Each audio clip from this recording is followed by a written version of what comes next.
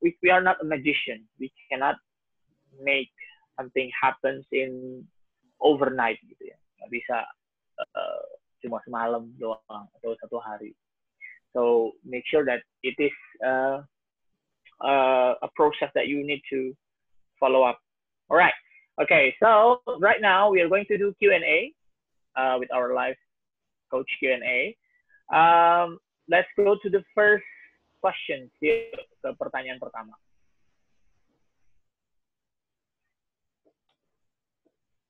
Oke, admin bisa ke pertanyaan pertama.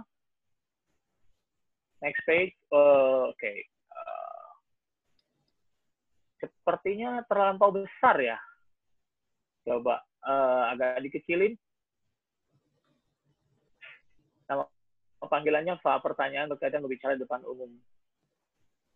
Saya sering lihat orang saat berbicara depan umum menarik nafas panjang. Terdengar kok jelas tarikan nafasnya.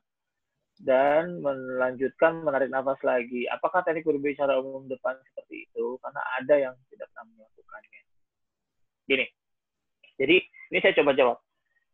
Pada saat kita presentasi atau melakukan speech, ya, admin, suara saya sama video masih jelas?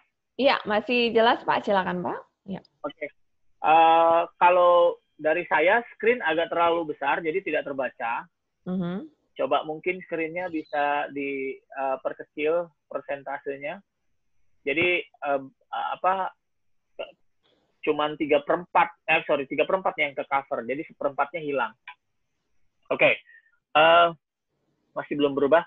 Coba saya lanjut saja ya. Jadi dari pertanyaan yang pertama. Gini, kalau kita melakukan presentasi, ada yang namanya smart pause. Kalau kamu pernah nonton stand up comedy, di dalam stand up comedy itu orang itu berhenti dulu. Berhenti agar audiens mencerna apa yang dia katakan. Lalu audiens meledaklah meledaklah tertawanya audiens itu. Jadi yang kita sebut dengan smart pause adalah pause atau stop yang necessary dilakukan dan dikasih tahu kepada orang bahwa itu emang pause. Gitu. Jadi makanya smart pause ini ada yang menunjukkannya dengan menghela nafas dikarenakan ada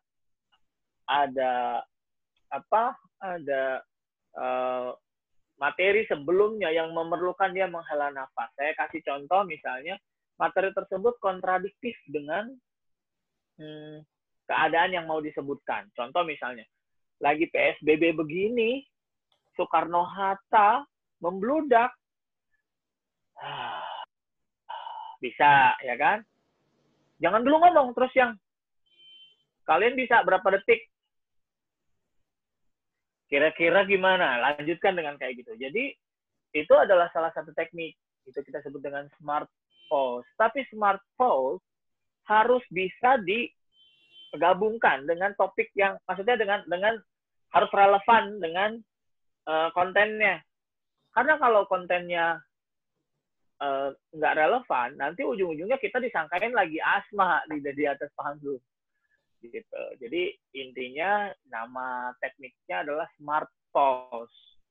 Jadi kita harus menghentikan sejenak kita berbicara, bisa dengan menghela nafas, bisa dengan ngeliatin penonton aja, bisa dengan gesture seperti itu smart pause. Nah, menarik atau menghela nafas adalah salah satu bagian dari smart pause. Saya rasa itu. Baik, admin, boleh ke pertanyaan yang kedua?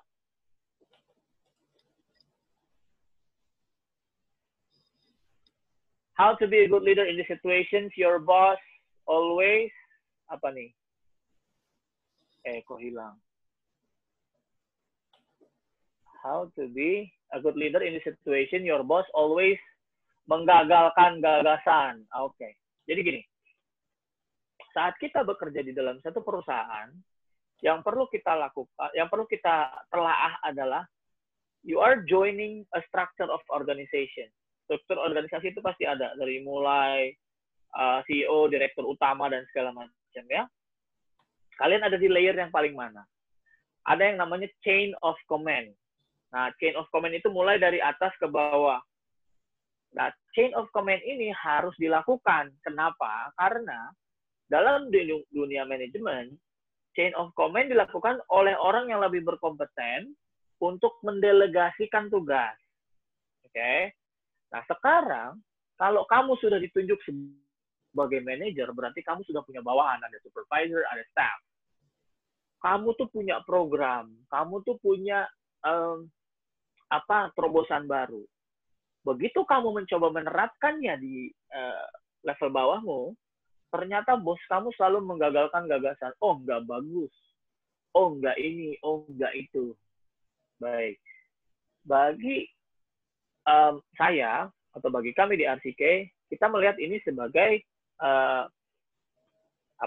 kita bilang discouraging culture. Jadi culture-nya memang dia discouraging. Jadi benar ya culture-nya bilang kamu nggak mampu, kamu nggak bisa, bukan begitu, bukan begini. Itu banyak terjadi di perusahaan, terutama perusahaan-perusahaan yang dikelola oleh keluarga.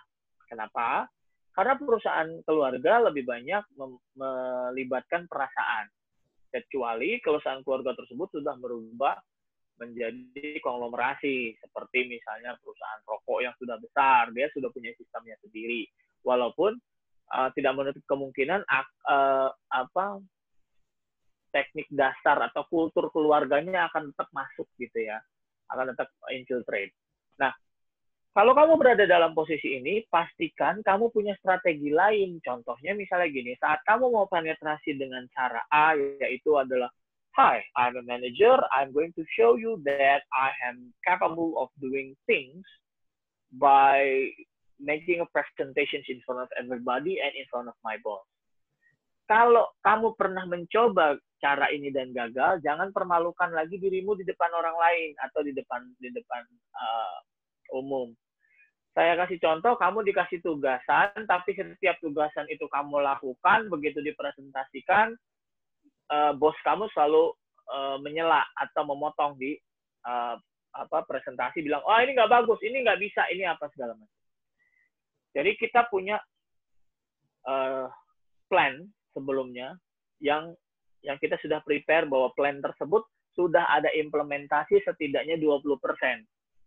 Saat kalian mengemukakan satu pendapat di dalam presentasi, kamu harus sudah bisa mengimplementasikan itu atau sudah berjalan setidaknya 20% sebagai bentuk sampel.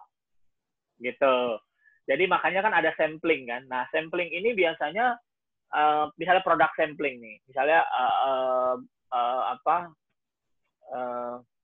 Unilever mengeluarkan buah vita yang baru.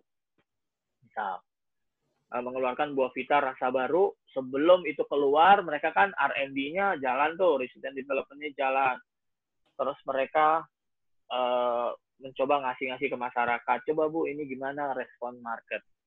Hampir mirip seperti itu. Kalau kamu punya program misalnya bagaimana mengefektifkan absensi di kantor, ya kamu udah bisa pakai cara itu terlebih dahulu sebelum kamu apply ke bos kamu sebagai mock up. Gitu. Jadi pada saat bos kamu bilang nggak mungkin bisa, saya sudah memberikan ini sudah terjadi dan ada contoh-contohnya. Dengan kayak gitu mengeliminir ini kamu chances kamu untuk ditolak secara mentah-mentah. Jadi dilakukan terlebih dahulu kurang lebih 20% setidaknya. Lebih dari 20% ada kemungkinan kamu melanggar peraturan perusahaan juga. Kenapa? Tiba-tiba kamu memiliki satu kebijakan yang kamu terapkan tanpa berkoordinasi sama atasan. Makanya saya bilang 20%. 20% itu adalah mock up. Kamu harus hati-hati bahwa menerapkan satu kebijakan di bawah pimpinan kamu tanpa persetujuan atasan kamu bisa menyebabkan implikasi lain terhadap karirmu, terhadap kesinambungan perusahaan. Dari saya mungkin seperti itu. Catur telah join, Pak. Apa bisa kita undang Catur juga? Halo, Catur. Halo. Halo, Catur. Iya, iya, Catur silakan di-unmute nih. Jadi pertanyaannya sudah dijawab oleh Pak Rifki, how to be a good leader in the situation di mana bos kamu selalu menggagalkan gagasan. Iya. So far ada lagi pertanyaan, Catur? Silakan, Catur. Ya, seperti oke. pertanyaan sebenarnya banyak. Tapi kalau masalah yang ini, kebetulan gini, untuk tipikal atasan saya itu memang orang yang suka ingin inovasi terus dari bawahannya gitu. Ayo dong lo berinovasi, ayo dong lo ada ide apa gitu ya. Kita dituntut untuk seperti itu, untuk plan A, plan B, plan C, macam-macam itu. Setelah kita membuat gagasan, kita melakukan itu tanpa perintah atau sebut inisiatif gitu ya. Karena beliau juga pengen inisiatif gitu. Tapi ternyata pas saat di lapangan itu menolak gitu loh. Menolak dengan alasan ini nggak bisa diterapin di sini, ini begini. Tapi yang lucunya itu setelah beberapa minggu dia melakukan gagasan itu gitu. Harusnya lo begini lah. Itu kan padahal gagasan kita sebelumnya, tapi dia menolak lalu dia melakukan lagi gagasan itu 2 minggu kemudian gitu. Oke, apakah gagasan tersebut 100% sama? Sebenarnya pada dasarnya sama. Jalurnya sama, arah tujuannya sama. Ya. Tapi ada sedikit modifikasi. Modifikasinya hanya di sebenarnya masalah stylenya saja. Jadi kan saya bergerak di bidang F&B ya, food and beverage. Jadi style saja yang berbeda gitu. Jadi saya ingin dia berjalan, lu buka outlet dong, buka outlet yang lebih variasi makanan lebih bagus, teknik iklannya lebih bagus, gambar yang lebih menarik gitu. Kita bikin ternyata masih lu nggak bisa gini, ini salah gambarnya. Padahal gagasan dia pun di menurut mata kita itu kurang bagus, tapi karena yang menilai kita beliau ya, jadi ya kita anggap pesan lebih bagus gue gitu deh. Baik, oke. Nah, sekarang memang ya itulah merasa kurang dihargai gitu gagasan kita. Oke. Jadi gini. Saat kita talent pooling atau idea pooling, notulensi itu penting banget loh. Kenapa? Jadi who's talking about what itu harus tercatat. Gitu. Jadi dari satu orang punya ide, namanya ide liar ya, maksudnya namanya ide masih banyak masukan ABCD, ya masih berbentuk embrio gitu, masih belum matang. Nah, ada orang yang bisa menangkap ide ini dari hulu ke hilir, bisa dia selesaikan secara cepat dari hulu ke hilir. Jadi ada SWOT-nya ya, strength, weakness gitu ya, dan segala macam. Yeah. Ada SWOT-nya jelas. Nah, rata-rata pemimpin ada beberapa kategori pemimpin. Yang pertama adalah pemimpin by karir, ya berarti dia memang kemungkinan besar sudah memakan asam garam di industri tersebut dan juga di perusahaan tersebut. Ada yang by design. Nah, by design ini maksudnya ada kayak manajemen trainee lah. Ya, by design. Ini by design itu dia memang di jalurnya udah disiapkan untuk langsung lompat ke atas karena punya kompetensi akademik yang lebih misalnya. Rata-rata untuk yang by design itu hampir sebagian besar tidak pernah mengalami kejadian nyatanya. Mereka punya analisa baiknya, belajar sekolah bisnis dan lain-lain, atau apapun backgroundnya, belajar F&B dengan baik gitu misalnya. Teori lah ya.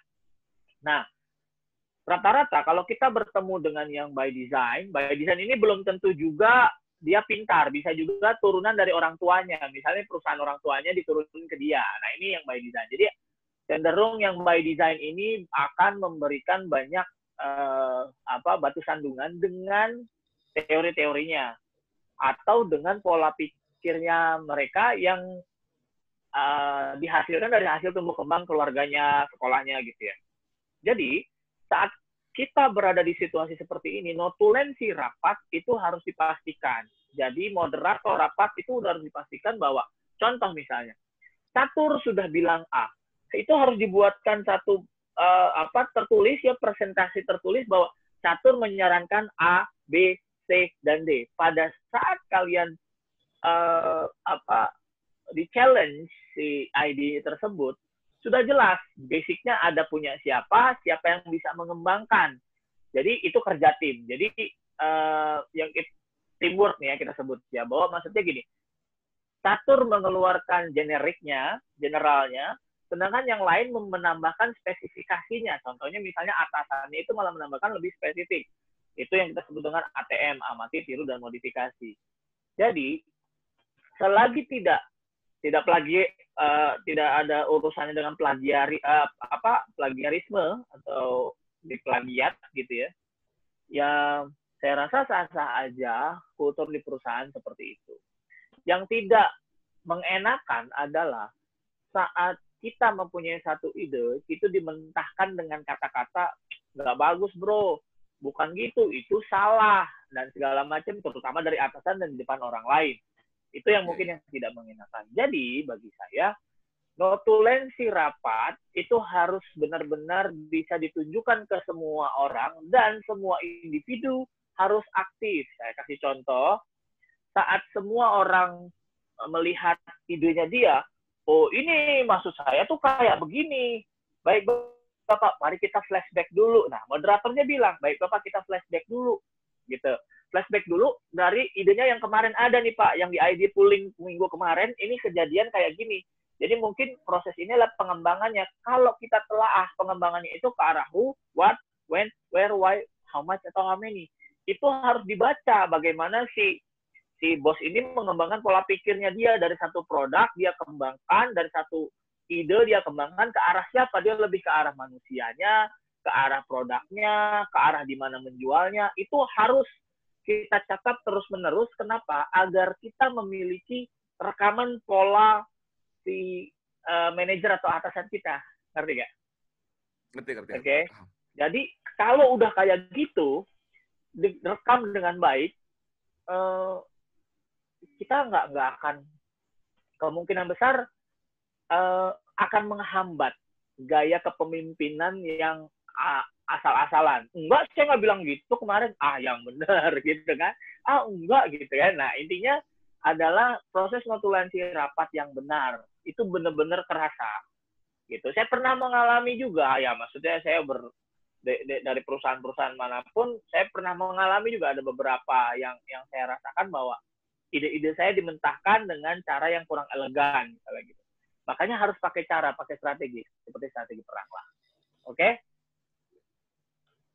Baik, Catur ya, kita lanjut ya. Ya. Thank you ya, Catur. Ya, sama-sama. Next, Bu. Buat Min. Boleh nanya lagi nggak, Pak? Nanti gantian Tur. Oke? Oke. Ya, selanjutnya Surya. Halo Surya, jika sudah join silakan di-unmute Surya. Halo Surya. Tampaknya belum join Pak, silakan. Oh, sudah join nih Surya Akbari ya. Ya, halo Surya. Oke, silakan Pak dilanjutkan Pak pertanyaannya. Oke, Sur, apa kabar Sur? Alhamdulillah baik. Alhamdulillah baik. Oke. Surya, saya coba jawab ya. Metode apa yang baik ketika berbicara depan umum, baik itu pidato maupun presentasi? Metode yang baik adalah metode yang grab the audience attention by engaging with them. Jadi gini, saat kita mendengarkan orang ceramah, gitu, ceramah ya, ceramah, ada bisa ceramah agama, ceramah apa, segala macam. Rata-rata Q&A itu ada satu sesi tersendiri, gitu. Tapi kan kita gregetan nih, pengen buru-buru nanya. Kadang suka pengen buru-buru nanya, makanya kita nyatet aja nih semua pertanyaan itu, gitu kan. Nah, saat kita sudah membuat audiens kita gregetan pengen nanya sebelum sesi kita selesai, disitulah engagement kita berhasil. Maksudnya gini, engagement kita itu bisa dianggap sebagai membuat curiosity-nya orang meninggi. Aduh, gue kok penasaran. Nah, kan dia udah jawab A. Gue tuh pengen nanya A.1, A.2, A.3. Kayaknya ini masuk nih ke temanya. Dia nggak sabar pengen buru-buru masuk ke situ. Nah, jadi kita harus bisa engage audience dengan cara meningkatkan materi kita. Ya, maksudnya materinya tuh jangan yang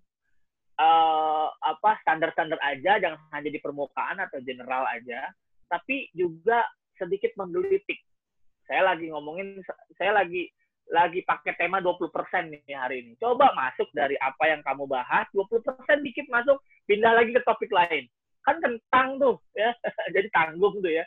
Nah, karena tanggung ini mereka akan engage terus. Gua kesel nih, nggak dilanjutin. Gua mau tanya ntar. Dia kayak gitu.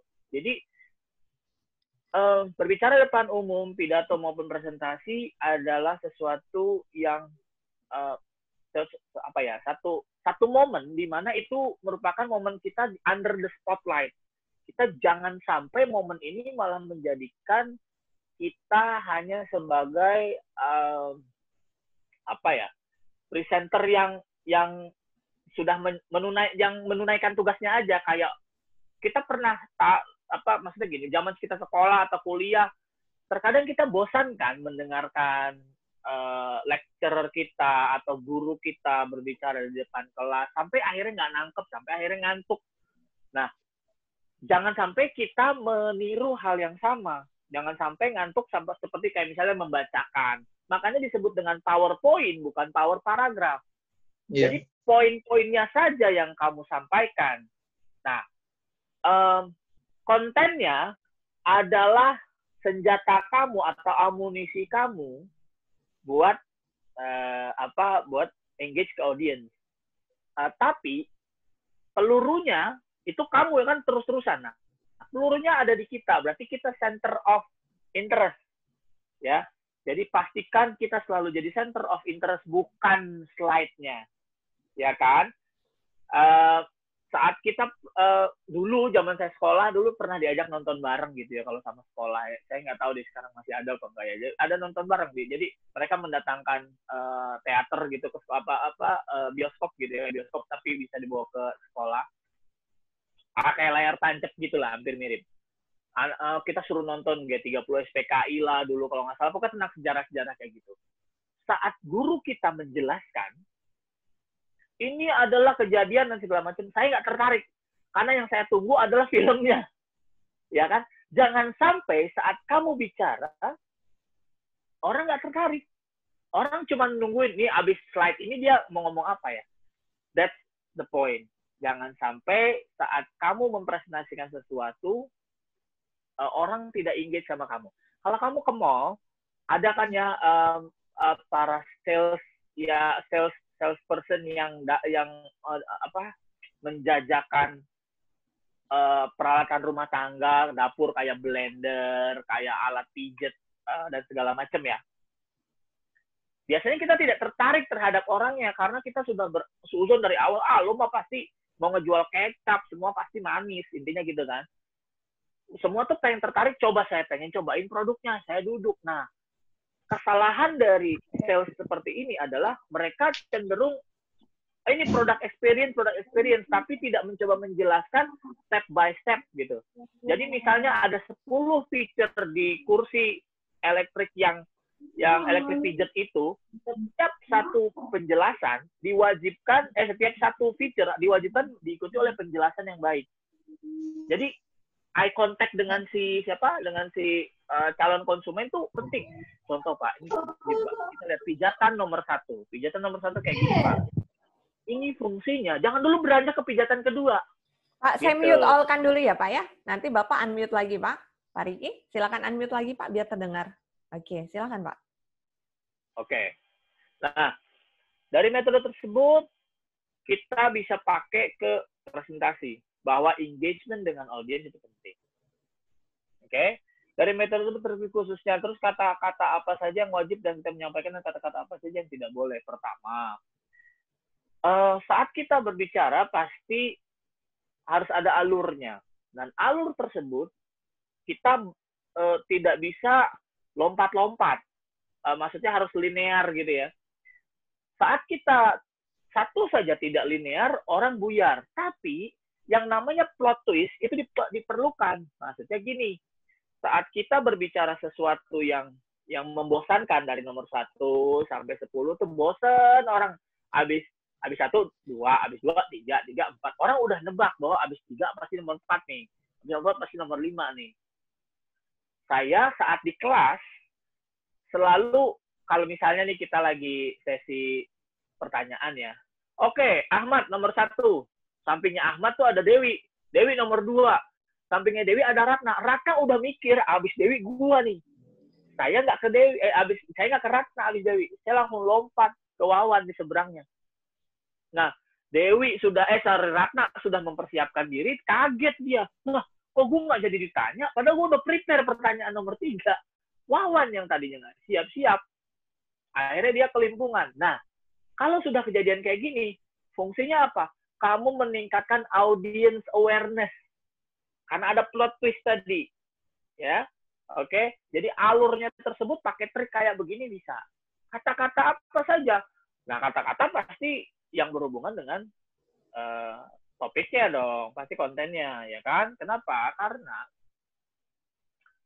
kalau nggak nyambung, ya pertama akan terdengar absurd. Tapi kalau misalnya kata-katanya disambung-sambungin dengan makna ambigu, maksudnya yang mirip, kayak misalnya book. Book itu kan booking atau memesan. Itu kan secara pelafalan dan penulisan sama. Bisa kamu plesetin. Misalnya gitu ya. Jadi kayak kita misalnya plesetan-plesetan gitu. Bisa dipakai, nggak apa-apa sambil bercanda. Engage the audience. Oke? Selanjutnya, perilaku apa saja tidak boleh ketika kita berbicara, perilaku apa yang boleh agar lebih membangun pendengar untuk menangkap apa yang kita sampaikan. Gini. Saat kamu presentasi, pastikan tujuan utama dari presentasi adalah engage audience attention. Jangan sampai ada yang nguap, ada yang nggak dengerin, dan segala macam. Penting ini, kenapa? Kalau misalnya kita sampai lalai, mau nggak mau, tujuan dari presentasi kita tidak berhasil. Tiba-tiba, tahu-tahu tepuk tangan, yang lain tepuk tangan, penonton yang lagi bengong, oh ya, gitu. Dia nggak tahu apa-apa. Karena nggak dengerin kamu, akhirnya dia nggak dapet engagement itu nggak ada. Jadi, perilaku yang tidak boleh kita lakukan pada saat di panggung, pada saat di podium dan segala macam adalah perilaku yang membosankan. Ya. Oke, Pak Riki, waktu adalah 10 menit lagi remaining time-nya. Jadi di sini kita masih ada, masih ada satu. Lanjut deh ya. Ya. Surya sementara itu ya. Iya. Oke. Berikutnya ini coba saya cek dulu sebentar ya. Apakah kita masih ada pertanyaan? Jikalau tidak, kita akan masuk ke Retno, Pak. Ini jadi Retno, apakah sudah join? Retno? Halo. Retno ini terakhir. Dan ada satu lagi, jika tidak join, coba Alit, Pak. Alit, apakah sudah join, Alit? Halo, Alit. Alit, coba di-unmute, Alit.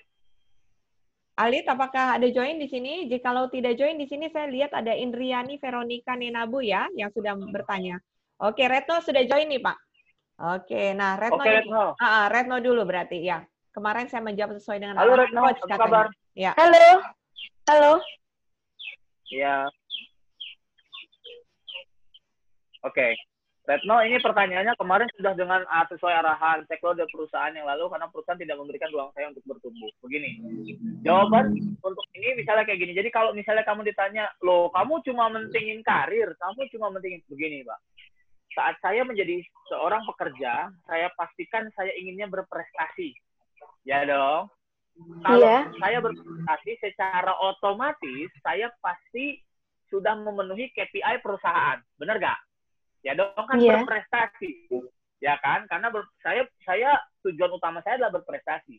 Nah, saya ingin melihat apresiasi apa setelah karyawan ini berprestasi, apresiasi apa yang diberikan oleh perusahaan agar karyawan ini bisa bertumbuh. Motivasi untuk berprestasi, pertama, ada tumbuh terus motivasinya. Orang setiap saya berprestasi dikasih bonus, orang setiap saya berprestasi dibolehin cuti, dikasih liburan, dan segala macam.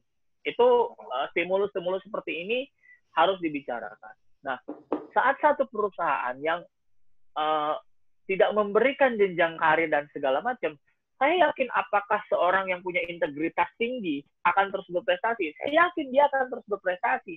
Yang jadi masalah, karena dia manusia, punya ruang lingkup sosial yang terus berkembang, saat dia terkurung di satu posisi itu aja, dan dia sudah jago, seperti pemain sirkus yang bisa salto 15 kali, kalau sama pimpinan sirkusnya dibilang kamu salto nggak boleh lebih dari 15 kali. Selama 10 tahun, dia pasti bosan. Dia pasti terkungkung gitu aja. Tapi kalau bos yang memotivasi, kalau kamu bisa salto 20 kali, kamu saya naikin gajinya. Nah, beda kan? Jadi intinya kalau didesak dengan pertanyaan, oh jadi kamu cuma mentingin karir. Jawab dengan diplomatis seperti tadi. Yang saya pentingkan adalah saat saya berada di ruang lingkup manapun, saya memastikan saya inginnya berprestasi. Oke? Saya akan maksimalkan job desk saya sampai saya berprestasi. Saat saya sudah berprestasi, yang saya akan lihat apa kontribusi dari tempat saya bertumbuh. Apakah saya akan tetap di dalam tempurung yang sama, kan jadi prestasi saya mandek di situ saja, atau saya diberikan kesempatan untuk berprestasi lebih keluar dari mangkoknya misalnya gitu. Paham ya, Retno? Paham ya. Jadi intinya kalau kita kurang pandai berdiplomasi, biasanya muka kita, aduh gimana ya Pak, ya nggak gitu juga Pak. Itu udah jelas kita kalah tadi gitu. Ya. Oke, Retno, kita lanjut ke pertanyaan selanjutnya. Halo, Alif. Ada Alif nggak? Udah kayaknya. Alif, halo, Alif. Halo, Alif. Oke, yang ini perlu dijawab dulu apa ada pertanyaan lain, Bu? Sepertinya ya, yang langsung live sepertinya ada Indriani Veronica, ya betul ya Indriani ya. Halo Indriani, silakan di-unmute. Ada pertanyaan kah Indriani? Halo. Di sini kita melihat Indriani. Halo. Ya, halo, ya. Ya. Halo Indri. Baik, iya. Baik, saya akan bertanya. Ya, halo Pak. Yo, silakan. Saya ini lulusan SMA, Pak. Jadi saya belum punya pengalaman kerja.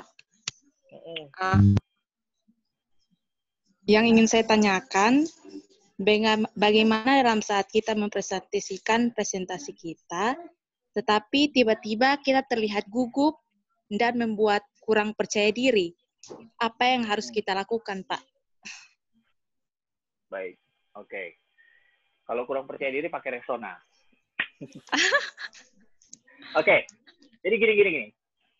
Namanya orang berbicara di depan umum, tidak semua orang menguasai, namanya berbicara di depan umum itu tidak semua orang menguasai skill ini ya. Karena tidak dilatih, dari kecil juga kita tidak terbiasa untuk dilatih untuk berbicara di depan umum, terasa terintimidasi. Wajar nggak kalau gugup? Wajar. Terus kalau gugup ada konsekuensinya? Ada. Orang juga melihat kita jadi tidak oke gitu kan. Nah, bagaimana sih caranya menghindari kegugupan ini? Gini deh, kalau kamu salah, jangan panik. Misalnya salah ngasih slide, atau jangan panik. Jadikan hal paniknya kamu itu jadikan sebagai satu intermezzo atau selingan gitu loh. Jadi contoh misalnya gini, setelah selesai slide 1, pas mau ke slide 2, kamu gugupnya minta ampun karena tiba-tiba kepala sekolah masuk, Pak Camat masuk dan segala macam. Selamat datang kepada Pak Camat, pada Pak Lurah. Terima kasih sudah bersedia datang. Walaupun saya gugup, saya langsung ngeblank loh Pak. Ini tidak masalah sama sekali. Diajak engage audiensnya itu nggak masalah. Kamu dengan kayak gitu, audiens itu ketawa gitu ya, mereka ketawa setelah itu kamu juga jadi relax sendiri bahwa loh, saya bisa mengendalikan massa tuh, nggak takut nih saya kalau kayak gini, semua orang respect sama saya, lama-kelamaan percaya diri kamu tuh tumbuh. Jadi kalau kamu melakukan kesalahan, misalnya kesalahannya salah slide atau gugup atau nggak bisa ngomong gitu ya, pastikan kamu menginformasikan hal tersebut kepada audiens, tapi dengan cara berkelakar atau bercanda, gitu ya. Itu penting. Kenapa? Karena dengan kayak gitu, percaya diri kamu akan tumbuh bahwa kamu bisa mengendalikan massa, mengendalikan audiensnya kamu. Loh, saya ngomong gini mereka ketawa, berarti itu mereka respect sama saya, bertumbuh kok. Jadi jam terbang itu nggak bohong kan makanya kan. Jadi makanya beneran bertumbuh. Gitu. Oke? Oke Pak. Pak, sisa waktu adalah 1 menit lagi.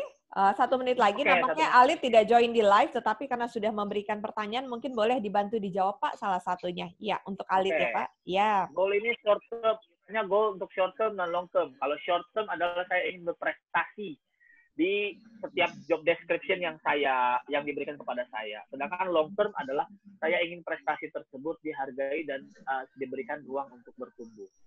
Bagaimana Anda melihat diri Anda pada 5 tahun ke depan? Pertama, karena ada 2 jawaban. Sebagai orang yang religius, ya tidak munafik. Ini kan pribadi kamu yang ditonjolkan. Sebagai orang yang religius, saya hanya bisa berharap umur saya dipanjangkan. Sebagai orang profesional, saya hanya berharap bahwa saya tidak terkungkung di satu pekerjaan yang itu saja yang tidak membuat saya bertumbuh dan perusahaan saya tidak bisa berkontribusi lebih kepada perusahaan. Kelemahan apa yang sebaiknya diungkapkan agar tidak terlalu teledor atau lalai. Setiap kelemahan boleh kamu bilang, tapi kamu berikan solusinya. Saya ini tipe orang pelupa, Pak. Makanya Bapak boleh lihat handphone saya penuh dengan note. Nah, makanya itu intinya. Jadi terserah mau kekurangannya. Saya orangnya temperamen, Pak. Maka dari itu setiap begini saya ada solusinya di handphone saya. Macam-macam. Bagaimana cara menjawab pertanyaan mengapa menurut Anda itu cocok dan Anda itu cocok dengan requirement posisi ini gitu. Pertama, saya punya background yang sama dengan yang diminta. Yang kedua, saya adalah tipikal orang yang begini. Jadi kualitas diri kamu tonjolkan. Saya gigih dan disiplin. Nyambungin ke job desk. Saya gigih. Dan maka dari itu dengan job desk ini saya masuk. Saya begini, masuk. Agar tetap terlihat kompeten namun tidak sombong. Pertama, sombong itu sifatnya nilai.